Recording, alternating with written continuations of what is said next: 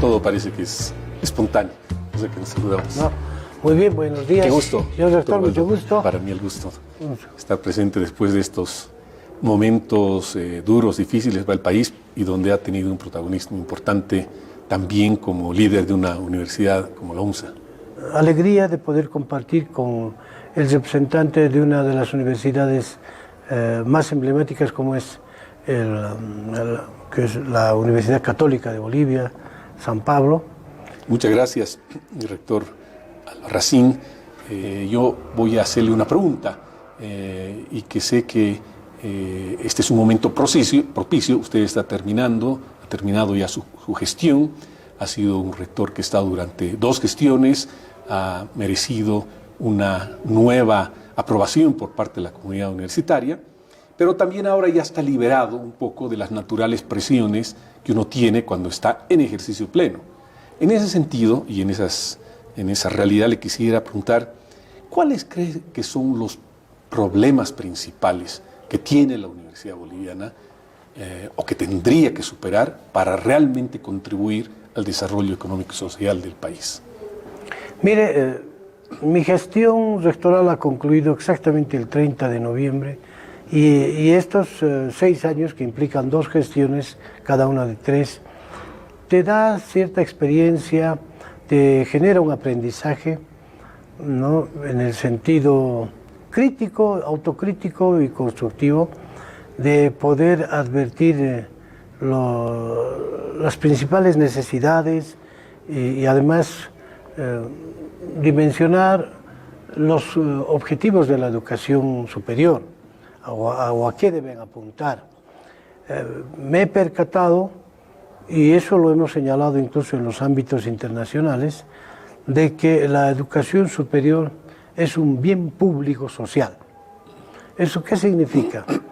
Que la educación en general y específicamente la educación superior es, por donde se lo vea, uno de los instrumentos más directos e imprescindibles para viabilizar el desarrollo de un país.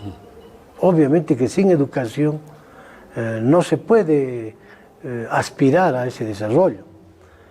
Lamentablemente las autoridades en diferentes coyunturas políticas, me refiero a autoridades gubernamentales, han soslayado mucho la importancia de la educación y basta ver el presupuesto que le asignan, ¿no?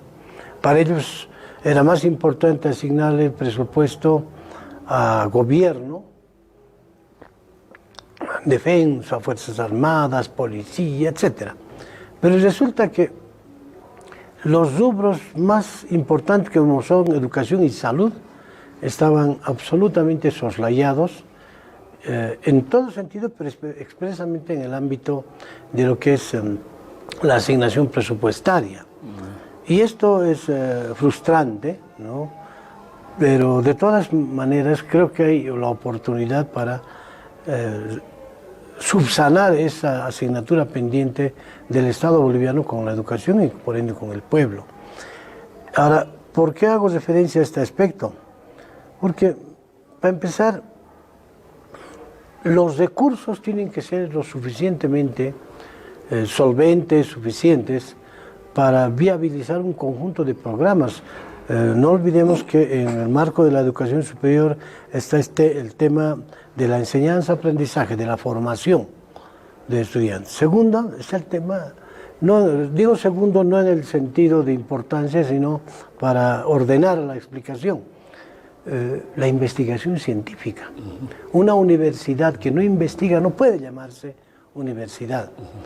En el caso de la UNSA hay más de 40 institutos de investigación que se los ha ofrecido al Estado, al gobierno, desinteresadamente para que ellos lo tomen, pero nunca han acogido este ofrecimiento con la seriedad y responsabilidad necesaria. Bueno, investigación científica. Está el tema de la interacción social, es decir, de la vinculación de las universidades con el conjunto de la población. Se ha trabajado en ello, evidentemente, no solo trasladando, lo ha hecho también la Católica, los servicios académicos hacia las zonas rurales, ¿no? Creando sedes o subsedes universitarias a través de los programas académicos desconcentrados. Pero de todas formas, esto no es suficiente, porque también tiene que contribuirse en este otro rubro que se llama el desarrollo mismo, es decir, cómo vinculas a la universidad con el desarrollo de un Estado, con los proyectos de desarrollo. En la UNSA se creó el IDR, que es el Instituto de Desarrollo Regional, a través del cual se elaboraban proyectos, especialmente en coordinación con los municipios rurales. Y estos proyectos sí han materializado sus objetivos, pero como le comentaba, ¿qué pasa cuando la UNSA elabora un proyecto, le entrega el proyecto concluido a un municipio? Ese proyecto para una consultoría privada podía costar $20,000, $30,000. La UNSA lo hacía gratis. Pero ese proyecto, para su implementación, requiere del apoyo del Estado. Y es ahí donde el Estado incumplía por una actitud incomprensible hasta hoy día, y lo decía el ex vicepresidente Álvaro García en su campaña, con tanta claridad, pero que generaba indignación, porque decía, aquellos municipios que no sean del MAS no van a tener recursos del Estado. Y aquellos recursos que sean del partido, aquellos municipios donde el alcalde sea del MAS, le vamos a dar incluso el dinero que teníamos que darles a los que no son del MAS, les vamos a dar a estos otros. Imagínense, públicamente lo decía eso.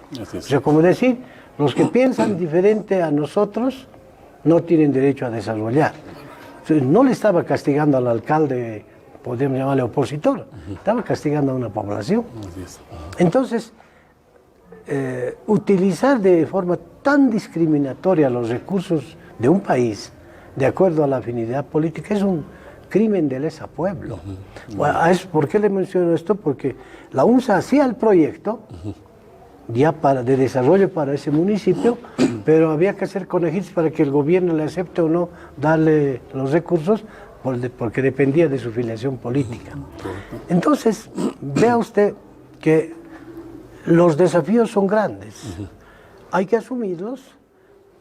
Vas a encontrar en el camino este tipo de dificultades que tienen que ver con la miseria política, pero las universidades tenemos que ir más allá. O sea, las universidades, por eso a mí me parece fundamental el uso de la autonomía en el caso de las universidades públicas, pero autonomía en función de no considerar a tu universidad como una republiqueta, donde nadie te mire ni fiscalice, sino para evitar ser víctima de estos manoseos políticos, ¿no?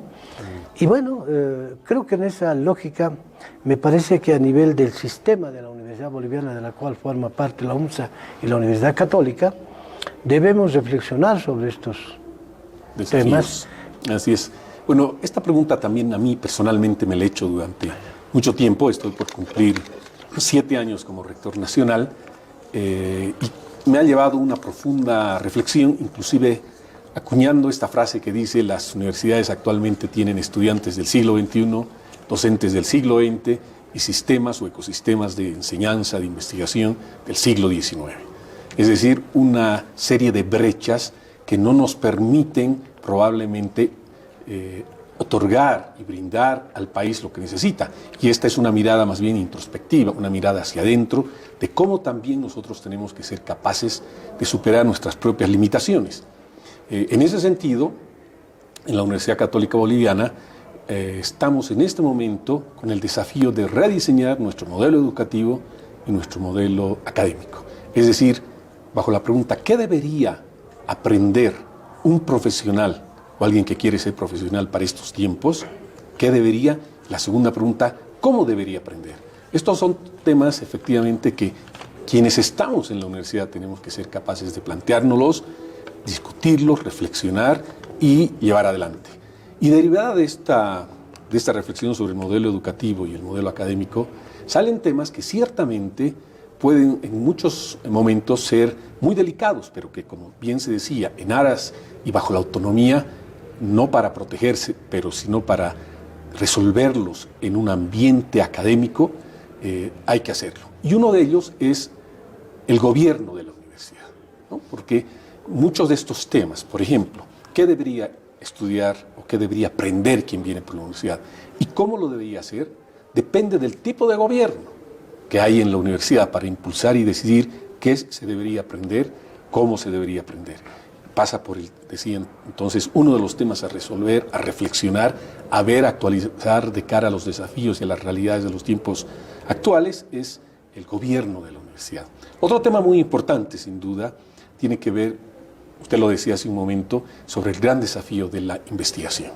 Cuando nosotros hacemos un análisis, y lo hemos hecho, ¿cómo estamos en investigación en Bolivia en relación a la producción, ni siquiera voy a decir mundial de conocimiento, sino de nuestros vecinos, de nuestro continente? Realmente nuestra participación es ínfima, es muy baja. Y probablemente eso se debe a que justamente no ha habido una adecuada reflexión, ni menos una estrategia que nos lleve a decir, si bien no contamos con los recursos que tienen otras universidades grandes, sin embargo también los pocos recursos probablemente no son utilizados de la mejor manera. Y eso pasa también por una estrategia nacional de capital humano. ¿Cuántos doctores tenemos en Bolivia? En la universidad es el lugar donde justamente quienes han adquirido el más alto nivel de formación profesional a nivel doctoral pueden utilizar esa su formación para hacer investigación. Pero ¿quién se ocupa de formar a los doctores?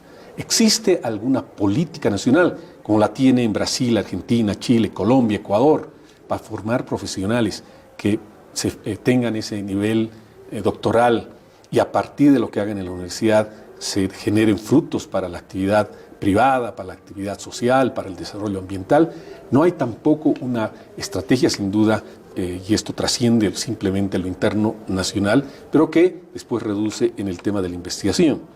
Otro elemento también, sin duda también, el tema de la formación de nuestros estudiantes. Cuando hablamos de los docentes del siglo XX, lo cual no implica algo peyorativo, la experiencia es muy importante, pero sabemos que un gran reto para un docente de una universidad en este momento es cómo capturo y mantengo el interés, el deseo, el hambre por aprender de unos jóvenes que ya no ponen su atención simplemente a la pizarra.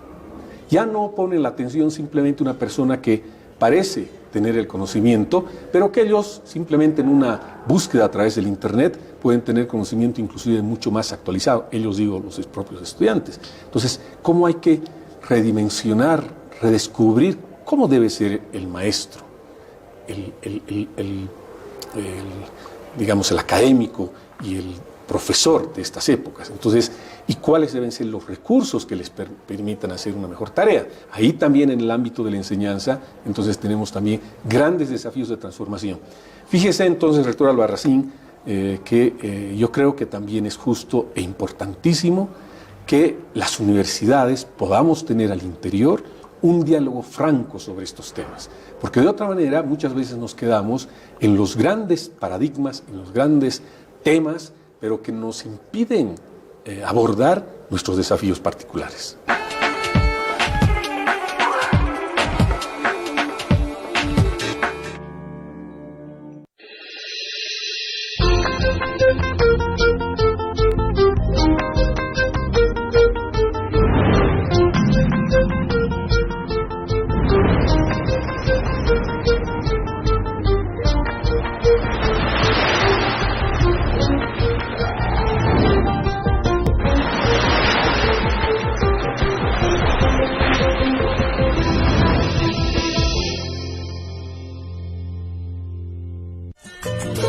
Bolivia Agropecuaria te presenta emprendimientos, producción de alimentos sanos, propuestas sostenibles, lo más innovador en la ganadería y el trabajo de nuestra gente. Nuevamente reunidos para hablar y compartir con la actividad agropecuaria de nuestro país. Bolivia Agropecuaria, domingos a las 7:30 por Bolivia TV.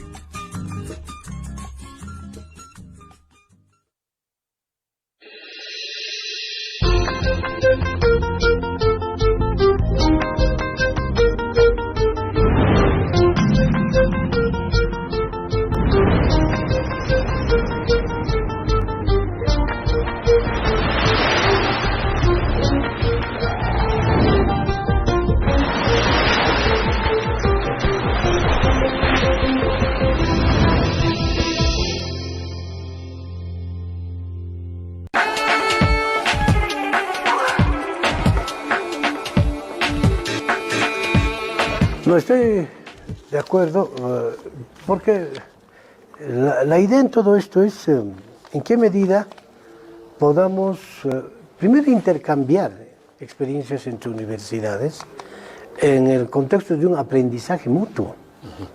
No ingresar en un plano de competencia, porque no estamos compitiendo de quién es primero, segundo, tercero.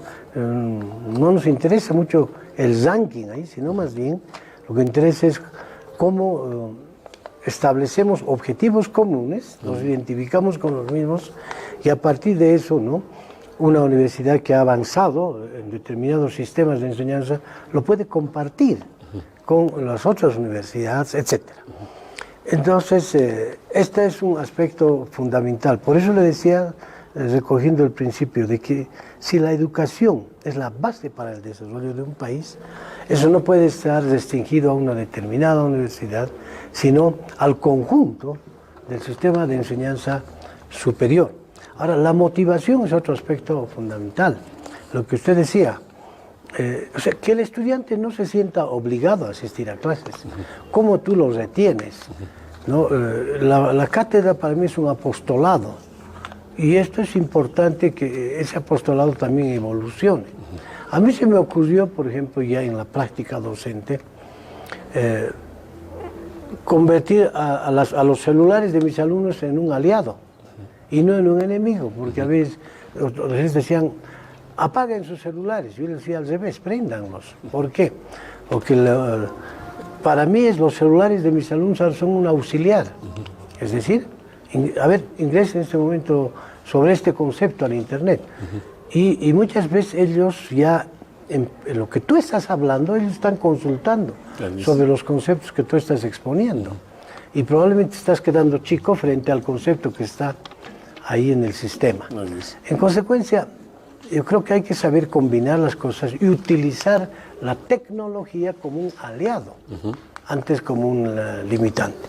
Aprovecho, tomando en cuenta el poco tiempo que tenemos, para plantear esta pregunta a usted y a la Universidad Católica. ¿Qué medidas inmediatas aplicaría para que la educación universitaria esté al alcance de todos los estratos sociales? Bueno, ahí tenemos otro gran desafío, porque la educación superior, como su nombre lo menciona, es parte de una cadena del proceso educativo y está justamente en su fase superior.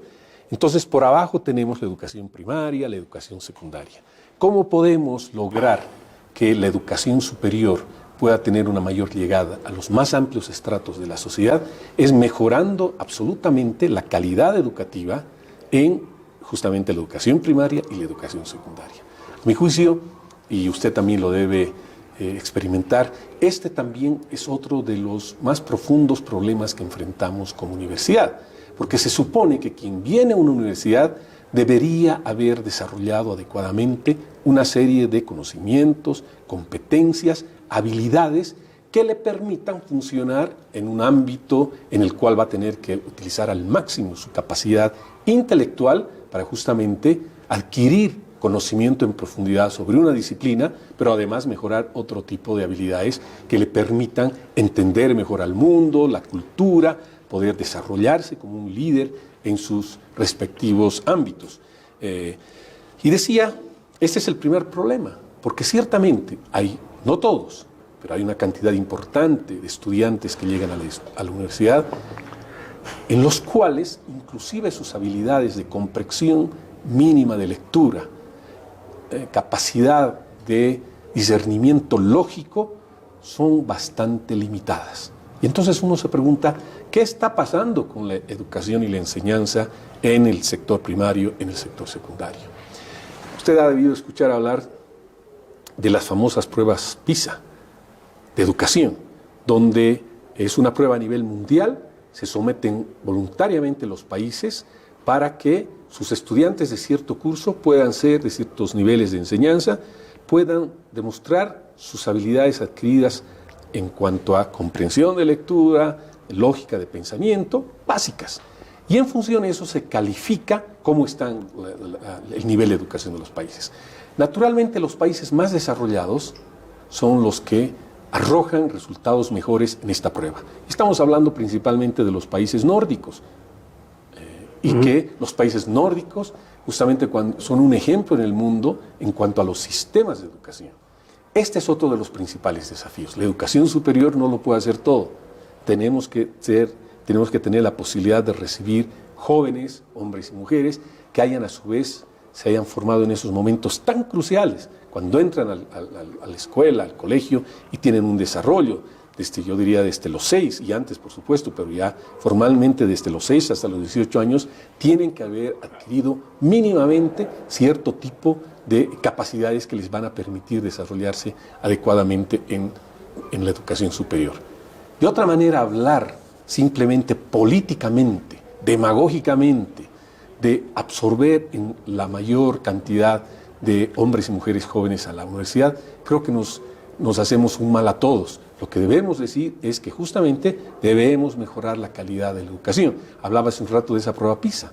Bolivia creo que una vez en su historia entró a ser medido y obviamente los resultados fueron absolutamente apesadumbrantes. De un tiempo, en los últimos 15 años, se nos ha dicho que era un mecanismo que no era el más adecuado para poner a prueba cómo estaba el sistema de educación boliviano. Yo creo que esto básicamente eran pretextos para que no se pudiese evidenciar los problemas profundos de calidad. El nivel de conocimiento de la educación en el mundo no responde a ideologías. China, la propia Rusia, los países antes comunistas, igual se someten a estas pruebas. Igual saben que el conocimiento no tiene ideología, no tiene nacionalidad. Por lo tanto, ciertamente yo creo que cuando visualizamos estas problemáticas, el tema de la mayor inserción a estudiantes en la educación superior, tenemos que ser lo suficientemente, yo diría, auténticos y sinceros en decir, primero, comencemos a resolver los profundos problemas de la calidad de la educación que se tiene en Bolivia.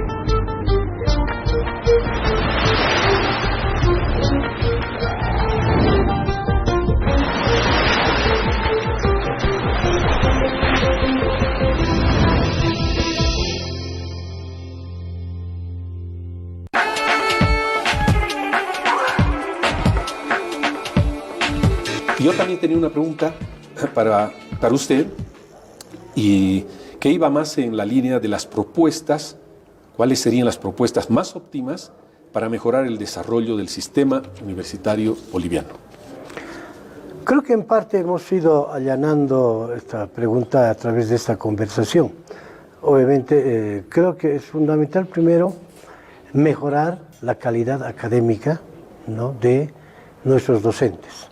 A mejor formación docente mejores posibilidades de enseñanza para los estudiantes y por ende mejores profesionales y por ende también mejor sistema de educación superior.